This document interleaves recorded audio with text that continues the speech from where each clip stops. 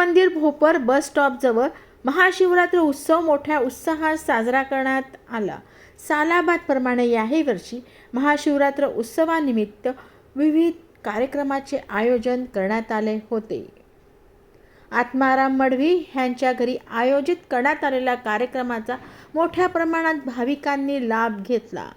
महाशिवरात्रीनिमित्त 14, 15 व 16 अशा 3 दिवसीय कार्यक्रमाचे भरगच्च अशा आयोजन करण्यात आले होते. हरिभक्त पारायण सावळाम महाराज, हरिभक्त पारायण वासुदेव महाराज व बालयोगी कैलास महाराज यांच्या कृपा आशीर्वादाने सदरील कार्यक्रम मडवी परिवारातर्फे सादर करण्यात आला. यामध्ये शनिवारी 14 फेब्रुवारी रोजी सकाळी काकड आरतीने कार्यक्रमाची सुरुवात झाली.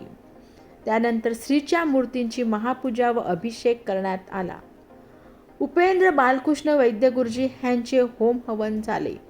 विठ्ठल प्रासादिक हरिपाठ मंडळ भोपर यांचा हरिपाठ झाला.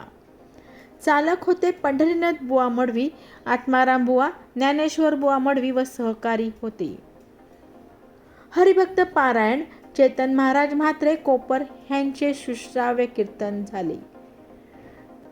गोवर्धन बुवा बेतवडे, लक्ष्मण पाटील, हनुमान पाटील, राम पाटील व रामदास पाटील यांनी भजन सादर केले. रविवारी 15 तारखेला काकड आरतीने कार्यक्रमाची सुरुवात होऊन महापूजा व अभिषेक करण्यात आला. ज्ञानेश्वर माऊली महिला हरिपाठ मंडळ भोपर यांचे हरिपाठ झाले. हरिबुवा पाटील व त्यांचे सहकारी हे चालक होते. कीर्तन हरिभक्त पारायण द्वारकानाथ महाराज देशमुख कर्जत यांचे कीर्तनाचा लाभ मोठ्या प्रमाणात भाविकांनी घेतला. गोपाळकृष्ण भजन मंडळ काटई यांनी यावेळी भजन सादर केले. संगीत विशारद गुरुवर्य दिनकर बुवा म्हात्रे व त्यांचे शिष्य विश्वनाथ बुवा चौधरी, ज्ञानेश्वर बुवा पाटील, जनार्दन पाटील, आत्माराम पाटील, दगडू पाटील, मृदुंगणी म्हणून नरेंद्र तांडेल, सुभाष पाटील हे होते. सोमवारी 16 तारखेला काकड आरती होऊन महापूजा अभिषेक होऊन हरिभक्त पारायण लक्ष्मण महाराज पाटील देवाची आळंदी येथून ते खास काल्याच्या कीर्तनाकरता आले होते. त्यानंतर आरती होऊन महाप्रसादाचा लाभ सर्व भक्तगणांनी घेतला.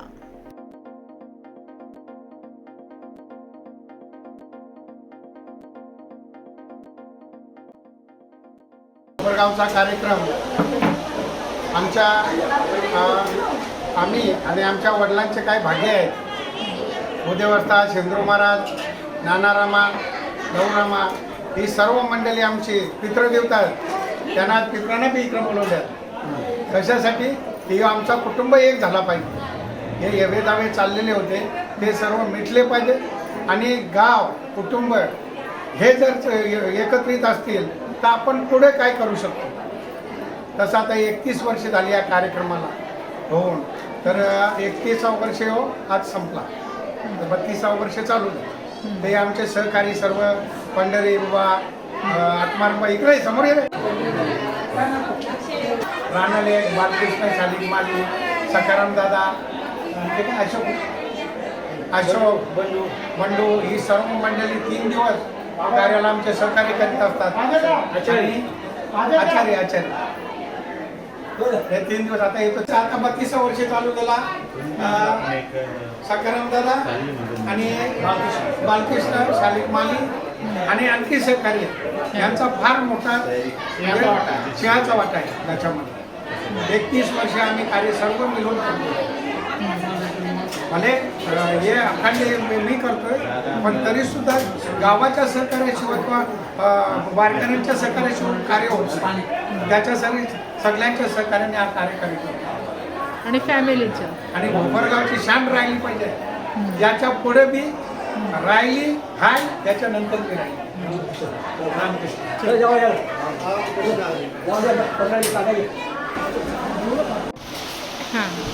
आम्ही आता 32 चालू.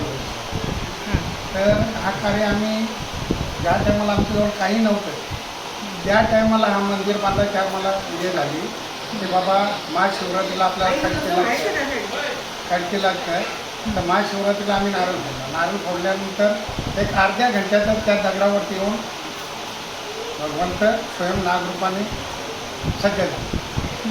त्याच्यानंतर मग आम्हाला ओढ लागली की बाबा नाही आता हा मंदिर झालाच पाहिजे.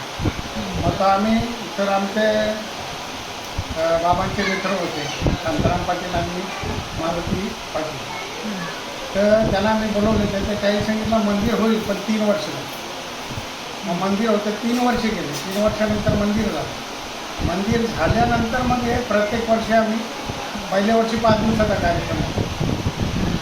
मग 5 दिवसात मग त्याच्यानंतर आम्ही कमी कमी करत 3.5 दिवसात त्याच्यानंतर 2.5 दिवस असे 21 वर्ष मी, माझा मुलगा, बायको, 2 मुलं आहेत म्हणजे योगेश अजय माली, अजय अस्मान आणि मुलगी आमची मुलगी आहे नैना सुदर्शन पाटील आणि जाऊ. ते पहिल्या दिवशी पत्रिक छापला तर पत्रिक छापायला पण ते असतो. पत्रिकाची सर्व म्हणजे तयार करण्यापर्यंत तर आज काल्याच्या कीर्तनापर्यंत तिचा सहकार्य आम्हाला.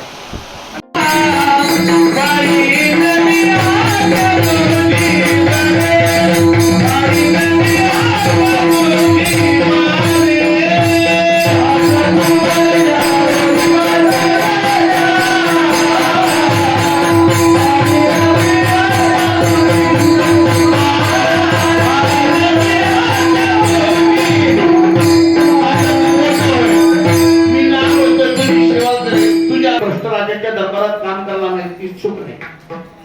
काय चुकलं माझं? अरे त्या 7 बहिणींचं लग्न एका नवरदेवावर लावायचं निर्णय तुझ्या बापाचा वैयक्तिक निर्णय नव्हता, राजगतीचा निर्णय होता. कुठल्याही परिस्थितीत तुला त्या 7 बहिणींचं लग्न लावायला लागेल, नाही तर आमचे राजीनामे घ्यायचे असतील. कंसाने विचार केला यांचे राजीनामे घेऊन सरकार अल्पमतात आणण्यापेक्षा काय म्हणजे यांची परिस्थिती नाजूक आहे ना, 2-5 कोट खर्च करता येतील. मी लग्न लावून देतो म्हणजे लग्नाची जल्लत त्याचा विचार कर. सामान्य लग्न असेल का आणि लग्नाला खर्च काय कमी होतोय का सध्या? मग सगळ्यांना सांगतो मी, तुमचा समाज लग्नाला काही मागे नाही. आगरी समाज लग्नाला लई खर्च करतोय. आणि का करता तुम्ही एवढा खर्च? काही कळत नाही. वैकुंठाची प्राप्ती होणार का तुम्हाला? नुसती चळावडता नाही फक्त त्याने एवढं केलं मी तेवढं करत ते आणलं मी आणणार. अरे कशासाठी पैसे खर्च करून पाठीकच घेताय तुम्ही? जास्त पैसे असले पोरापोराची भविष्याची तरतूद करा ना काहीतरी. कशासाठी एवढा मोठा खर्च करताय? विधी करा, अन्नदान करा, पण बाकीच्या सगळ्या चोचलींना खत पाणी घालू नका. परिस्थिती सध्या हाताबाहेर चाललेली. जरी संपत्ती तुमच्याकडे असली तर ती राष्ट्रीय संपत्ती याचंही भान असलं पाहिजे. विठ्ठल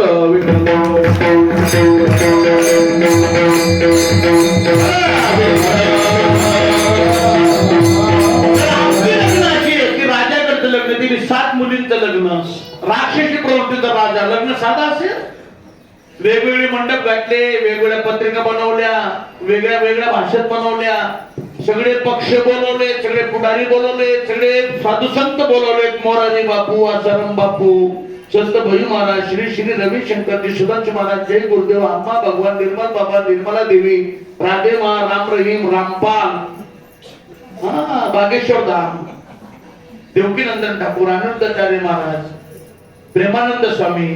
आमच्या वारकरी संप्रदायातून वैकुंठवासी बाबा मला सातारकर बोलवले, ढोक महाराज बोलवले, डॉक्टर नामदेव शास्त्री बोलवले, निवृत्तीबा इंदुरीकर म्हणजे आमच्याचा शरद पवार साहेबांची एखादी सभा फील्ड इंदुरीकर त्याला ओढ्यात उभं करा तरी ते लोक जमवत आहे. मग आमच्यातला मोठा माणूस आहे. सगळ्यांना निमंत्रण दिले, सगळे पक्ष, राष्ट्रवादी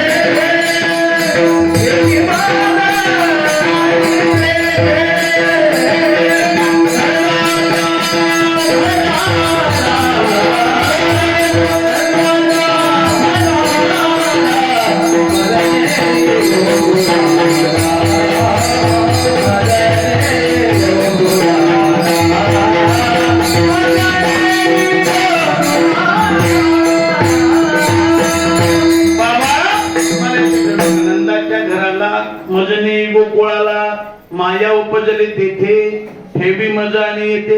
मला तिथे ठेवा, तिला घेऊन या. पाठी निर्माण झाली. भगवंताला पाठीत घेतलं आणि पाठीत घेतल्यानंतर बंदी घराच्या बाहेर पाय टाकला. गुडघ्या बरोबर चिखलात पाय फसला. सार्वजनिक बांधकाम जिल्हा परिषद खाती नव्हती ना, चिखल होत असं. एक पाय काढायचा, एक घालायचा, एक काढायचा, एक घालायचा. रिमझिम रिमझिम पावसाच्या सरी वरून येत होत्या.